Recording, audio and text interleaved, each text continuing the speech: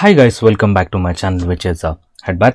Guys, ಇವತ್ತಿನ ಒಂದು topic ಒಂದು ಬ್ರೇಕಿಂಗ್ ನ್ಯೂಸು ಆ್ಯಕ್ಚುಲಿ. ಸೊ ಏನು ಬ್ರೇಕಿಂಗ್ ನ್ಯೂಸು? ಸೊ ನೋಡೋಣ. ಸೊ ಈ ಬ್ರೇಕಿಂಗ್ ನ್ಯೂಸ್ಗಳು ಹೆಂಗಂತ ಹೇಳಿದ್ರೆ ಅಫಿಷಿಯಲಿ ಬರ್ತವೆ, ಹಂಗೇನೆ ನಾನ್ ಅಫಿಷಿಯಲಿನೂ ಕೂಡ ಬರ್ತಿರ್ತವೆ. ಅಫಿಷಿಯಲಿ ಏನಪ್ಪ ಅಂತ ಹೇಳಿದ್ರೆ ಆ ಒಂದು ಕಂಪ್ನಿಯಿಂದ ಬರ್ತಕ್ಕಂಥದ್ದು, ಅಂದರೆ ಕಂಪನಿಯವರನ್ನೇ ಎಕ್ಸ್ಚೇಂಜಿಗೆ ಒಂದು ಲೆಟ್ರನ್ನು ಹಾಕ್ತಾರೆ. ಸೊ ಆ ಮುಖಾಂತರ ನಮಗೆಲ್ರಿಗೂ ಗೊತ್ತಾಗುತ್ತೆ. ಅಂದರೆ ನಮಗೆ ಅಂದರೆ ರಿಟೇಲ್ ಇನ್ವೆಸ್ಟರ್ಸ್ಗಳಿಗೆ. ಸೊ ಇನ್ಸ್ಟಿಟ್ಯೂಷನಲ್ ಇನ್ವೆಸ್ಟರ್ಸ್ ಬೇರೆ ಆಗಿರ್ತಾರೆ, ಹಾಗೇನೆ ಅವರಿಗೆ ಮುಂಚೆನೆ ಆ ಒಂದು ನ್ಯೂಸ್ ಬಗ್ಗೆ, ಆ ಒಂದು ಏನು ಆ ಟಾಪಿಕ್ ಬಗ್ಗೆ, ಇನ್ಫಾರ್ಮೇಶನ್ ಬಗ್ಗೆ ಗೊತ್ತಿರುತ್ತೆ. ಸೊ ಅವರು ಮುಂಚೆನೆ ಪೊಸಿಷನ್ಸ್ ಅನ್ನ ತಗೊಂಡಿಟ್ಕೊಂಡಿರ್ತಾರೆ. ಸೊ ನಮಗೆ ಬರ್ತಕ್ಕಂಥದ್ದು ಅಫಿಷಿಯಲ್ ಆಗಿ ಲೇಟ್ ಆಗಿ, we are the end persons, ನಮಗೆ ಕೊನೆಯದಾಗಿ ಸಿಗ್ತಕ್ಕಂಥದ್ದು. ಇನ್ನೊಂದು ಅನ್ಅಫಿಷಿಯಲಿ ಅಂತಕ್ಕಂಥದ್ರೆ ರಿಪೋರ್ಟ್ಸ್ನ ಮುಖಾಂತರ ಬರ್ತಕ್ಕಂಥದ್ದು, ಅಂದ್ರೆ ಊಹಾಪೋಹಗಳು ಅಂತ ಏನು ಹೇಳ್ತೀವಿ. ಸೊ ಅವೆಲ್ಲ ಅನ್ಅಫಿಷಿಯಲ್. ಸೊ ಹೇಳಕ್ಕಾಗಲ್ಲ, ಅದು ನಿಜಾನೂ ಆಗಿರ್ಬೋದು, ಸುಳ್ಳು ಆಗಿರ್ಬೋದು, ಹೇಳಕ್ಕಾಗಲ್ಲ, ಅನ್ಅಫಿಷಿಯಲ್ಸ್ ಅದು. ಸೊ ಯಾವ್ದ್ರ ಬಗ್ಗೆ ಅಪ್ಪ ಅಂತ ಹೇಳಿದ್ರೆ ನೀವು ಸ್ಕ್ರೀನ್ ಮೇಲೆ ನೋಡ್ಬೋದು, future and options trading, which is F and option ಅನ್ನ ಟ್ರೇಡಿಂಗ್ ಬಗ್ಗೆ ಒಂದು ನ್ಯೂಸ್ ಬರ್ತಿರ್ತಕ್ಕಂಥದ್ದು. ಆಕ್ಚುಲಿ ಸೆಬಿ ಇವಾಗ ಇದ್ರ ಬಗ್ಗೆ ಒಂದು ಸರ್ಕ್ಯುಲರ್ನ ಹೊರಡಿಸಿದೆ. ಸೊ ರೂಲ್ಸ್ ಅಂಡ್ ರೆಗ್ಯುಲೇಷನ್ಸ್ ಅನ್ನ ಹೊರಡಿಸಿದೆ. ಅಂದ್ರೆ ಅದ್ರ ಏನಪ್ಪ rules and regulations? So actually ಈ ಎಂಟ್ರಿ ಎಕ್ಸಿಟ್ ಬಗ್ಗೆ ಒಂದು ರೂಲ್ಸ್ ರೆಗ್ಯುಲೇಷನ್ಸ್ ಅನ್ನ ಹೊಸದಾಗಿ ಮಾಡಿರ್ತಕ್ಕಂಥದ್ದು. ಸೊ ನೋಡ್ಬೋದು ನೀವು, SEBI revised eligibility criteria for entry exit of stocks in F and segment. So basically ಇದರಿಂದ ಅಡ್ವಾಂಟೇಜ್ ಹಾಗೇನೆ ಡಿಸ್ಅಡ್ವಾಂಟೇಜ್ಗಳು ಏನೇನಪ್ಪ?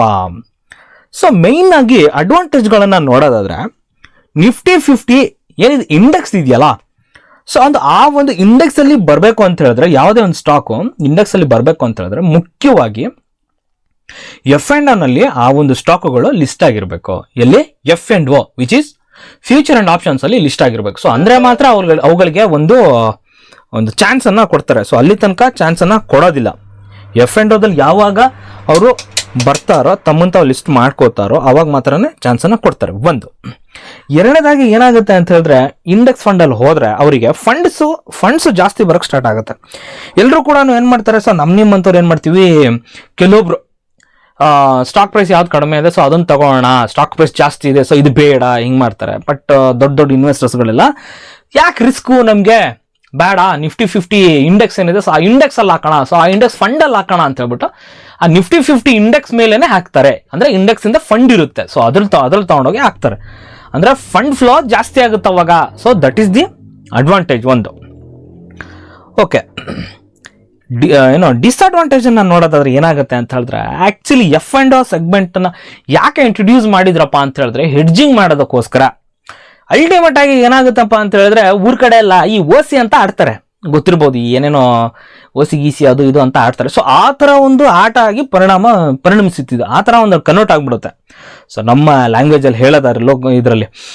ಸೊ ಆಕ್ಚುಲಿ ಏನಾಗುತ್ತೆ, ಕೆಲವೊಬ್ರು ನೇಕ್ಡ್ ಪೊಸಿಷನ್ ತಗೋತಾರೆ ಅಂತ ಹೇಳಿದ್ರೆ, ಏನು ಈಕ್ವಿಟಿ ಸೆಗ್ಮೆಂಟ್ ಅಲ್ಲಿ, ಕ್ಯಾಶ್ ಸೆಗ್ಮೆಂಟ್ ಅಲ್ಲಿ ಏನೋ ಪೊಸಿಷನ್ಸೇ ಇರಲ್ಲ, ಡೈರೆಕ್ಟ್ ಆಗಿ ಎಫ್ ಅಂಡ್ ಅಲ್ಲಿ ಟ್ರೇಡ್ ಮಾಡಕ್ ಸ್ಟಾರ್ಟ್ ಮಾಡ್ತಾರೆ.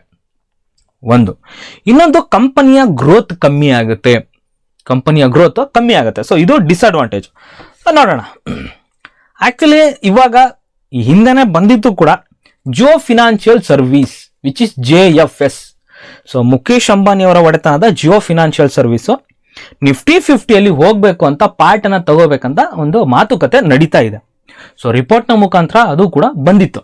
ಸೊ ಮುಖ್ಯವಾಗಿ ಏನಪ್ಪಾ ಅಂತ ಹೇಳಿದ್ರೆ, ಇವಾಗ ನಾನು ಹಿಂದೆನೆ ಹೇಳಿದೆ, ಯಾವುದೇ ಒಂದು ಸ್ಟಾಕ್ ಇಂಡೆಕ್ಸ್ ಅಲ್ಲಿ ಹೋಗ್ಬೇಕು ಅಂತ ಹೇಳಿದ್ರೆ ಮೈನ್ ಆಗಿ ಎಫ್ ಅಂಡ್ ಸೆಗ್ಮೆಂಟ್ ಅಲ್ಲಿ ಅದು ಲಿಸ್ಟ್ ಆಗಿರ್ಬೇಕು. ಆವಾಗ ಮಾತ್ರ ಅದನ್ನ ನಿಫ್ಟಿ 50 ಬರೋದಕ್ಕೆ ಒಂದು ಚಾನ್ಸ್ ಇದೆ ಅಂತ ಹೇಳ್ಬಿಟ್ಟು.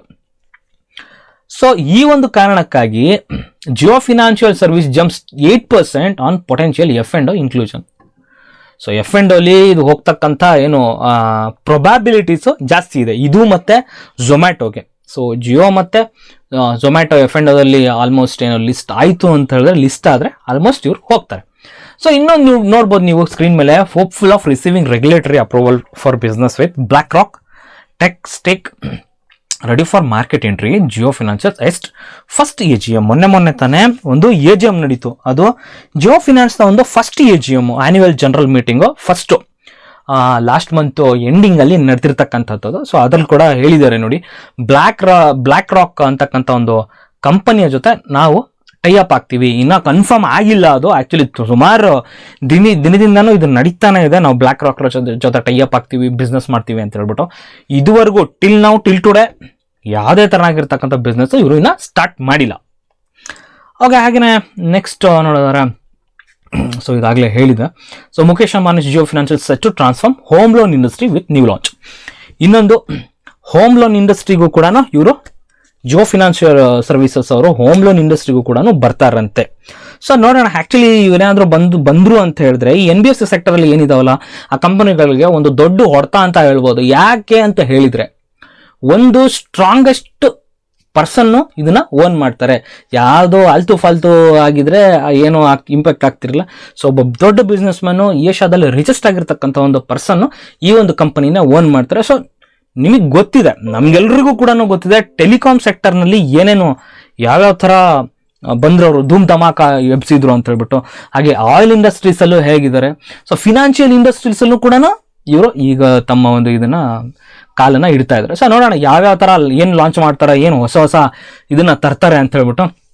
ಹಾಗೆಯೇ ನೆಕ್ಸ್ಟ್ ನೋಡ್ಬೋದು ನೀವು, Jio financial substakes in Jio payment bank to 82.17% for 68 crores. ಈ ಥರ ಫಂಡ್ಸು ಕೂಡ ಅಲ್ಲಿ ಇಲ್ಲಿಂದ ತೊಗೊತಾನೆ ಬರ್ತಾ ಇದ್ದಾರೆ. ಸೊ ಇದು ನೋಡ್ಬೋದು ನೀವು ಸ್ಕ್ರೀನ್ ಮೇಲೆ, P&L which is profit and loss statement ಇದು. ಸೊ ರೀಸೆಂಟಾಗಿ 2023 ಲಿಸ್ಟ್ ಆಗಿರ್ತಕ್ಕಂಥ ಒಂದು ಕಂಪನಿ ಇದು. ಸೊ ಜಾಸ್ತಿ ಏನು ನಮಗೆ ಈ ಪಾಸ್ಟ್ ಏನು ಅದರ ಪರ್ಫಾರ್ಮೆನ್ಸ್ನ ಹಿಸ್ಟ್ರಿನ ನಮಗೆ ನೋಡೋದಕ್ಕೆ ಸಿಗೋದಿಲ್ಲ ಇದು. ಸೊ ಪ್ರಮೋಟರ್ಸ್ ಹೋಲ್ಡಿಂಗ್ನ ನೋಡೋದಾದ್ರೆ, ಪ್ರಮೋಟರ್ಸ್ 47% ಇದ್ದಾರೆ. ಹಾಗೆಯೇ ಫಾರಿನ್ ಇನ್ಸ್ಟಿಟ್ಯೂಷನಲ್ ಇನ್ವೆಸ್ಟರ್ಸ್ 17% ಇದ್ದಾರೆ. ನಮ್ಮ DIAಗಳು ನಮ್ಮವರು 11%, ಗೌರ್ಮೆಂಟ್ ಅವರು 0.15% ಇದ್ದಾರೆ. ಸೊ ನಿಮ್ಮಂಥವ್ರು ವಿಚ್ ಇಸ್ ಪಬ್ಲಿಕ್ 23% ಇದ್ದಾರೆ. ಸೊ ಅಲ್ಟಿಮೇಟ್ ಆಗಿ ಪಬ್ಲಿಕ್ಗಳು ಜಾಸ್ತಿ ಆಗ್ತಾನೆ ಇದ್ದಾರೆ ನೋಡ್ರಿ ವರ್ಷದಿಂದ ವರ್ಷಕ್ಕೆ. ಸೆಪ್ಟೆಂಬರ್ 2023 17% ಇರ್ತಕ್ಕಂಥ ಪಬ್ಲಿಕ್ಸು, ರಿಟೇಲ್ ಇನ್ವೆಸ್ಟರ್ಸು ಜೂನ್ 2024 23% ಅಷ್ಟು ಜಾಸ್ತಿ ಆಗಿದ್ದಾರೆ. ಸೊ ನೋಡೋಣ ಮುಂದಿನ ದಿನಗಳಲ್ಲಿ ಯಾವ ಥರ ಇವತ್ತು ಜಿಯೋ ಫಿನಾನ್ಷಿಯಲ್ ಸರ್ವಿಸಸ್ ಅವರು ತಮ್ಮ ಒಂದು ಬಿಸ್ನೆಸ್ ಅನ್ನ ಮಾಡ್ತಾರೆ ಅಂತ. ಆಕ್ಚುಲಿ ಏನಪ್ಪ ಬೇಸಿಕಲಿ ಏನು ಹೇಳೋದಪ್ಪ ಅಂತ ಹೇಳಿದ್ರೆ, ಸೆಬಿ ಏನೋ ಸರ್ಕ್ಯುಲರ್ ತರ್ತಿದೆ. ಈ ಕಂಪನಿ ಕೂಡ ಮೊದಲಿಗೆ ತಳ ಗಟ್ಟಿ ಮಾಡ್ಕೋಬೇಕು, ಮೇಲ್ಗಡೆ ಬಿಸ್ನೆಸ್ ನಿಲ್ಬೇಕು ಅಂತ ಹೇಳಿದ್ರೆ. ಸೊ ಆ ಒಂದು ಕೆಲಸವನ್ನ ಇವರು ಮಾಡ್ತಿದ್ದಾರೆ. ಸೊ ನೋಡ್ಬೋದು ನೀವು, ಬ್ಲ್ಯಾಕ್ ರಾಕ್ ಜೊತೆ ನಾವು ಟೈ ಅಪ್ ಮಾಡ್ಕೋತೀವಿ ಅಂತಿದ್ದಾರೆ. ಸೊ ಮಾಡ್ಕೊಂತಾರೆ. ಅಫ್ಕೋರ್ಸ್ ಮುಖೇಶ್ ಅಂಬಾನಿ, ನಾವು ವಿಡಿಯೋ ಮಧ್ಯದಲ್ಲೇ ಹೇಳಿದೆ, ಮುಖೇಶ್ ಅಂಬಾನಿ ಅವರು ಓನ್ ಮಾಡ್ತಕ್ಕಂಥ ಒಂದು ಕಂಪ್ನಿ ಅಂತ ಹೇಳ್ಬಿಟ್ಟು. ಸೊ ಅಫ್ಕೋರ್ಸ್ ಮಾಡ್ಕೊತಾರೆ. ಸೊ ನೋಡೋಣ, January February ಟೈಮಲ್ಲಿ ರೀಬ್ಯಾಲೆನ್ಸ್ ಆಗುತ್ತೆ Nifty 50. ಸೊ ಆ ಟೈಮಲ್ಲಿ ಈ ಒಂದು ಪರ್ಟಿಕ್ಯುಲರ್ ಸ್ಟಾಕು ಹಾಗೆಯೇ ಝೊಮ್ಯಾಟೊ ಹೋಗುತ್ತಾ ಇಲ್ವಾ ಅಂತ. ಸೊ ಆಕ್ಚುಲಿ ಹೋದ್ರೆ ತುಂಬಾ ಒಳ್ಳೇದು. ನಾನು ಹೇಳ್ದಂಗೆ ಫಂಡ್ ಫ್ಲೋ ತುಂಬಾನೇ ಇರುತ್ತೆ, ಚೆನ್ನಾಗಿ ಬರುತ್ತೆ, ಬಿಸ್ನೆಸ್ ಗ್ರೋ ಆಗೋಕ್ಕೆ ಒಂದು ಒಳ್ಳೆ ಆಪರ್ಚುನಿಟಿ. ಸೊ ನೋಡೋಣ ಅದ್ರ ಬಗ್ಗೆ. So I hope guys video ಇಷ್ಟ ಆಯಿತು ಅನ್ಕೋತೀನಿ. ವಿಡಿಯೋ ಇಷ್ಟ ಆದರೆ ಒಂದೇ ಒಂದು ಲೈಕನ್ನು ಕೊಡಿ. ಹಾಗೆಯೇ ನನ್ನ ಚಾನಲನ್ನು ಸಬ್ಸ್ಕ್ರೈಬ್ ಮಾಡ್ಕೊಂಡಿಲ್ಲ ಅಂದರೆ ಸಬ್ಸ್ಕ್ರೈಬ್ ಮಾಡ್ಕೊಳ್ಳಿ ಗೈಸ್. Thank you.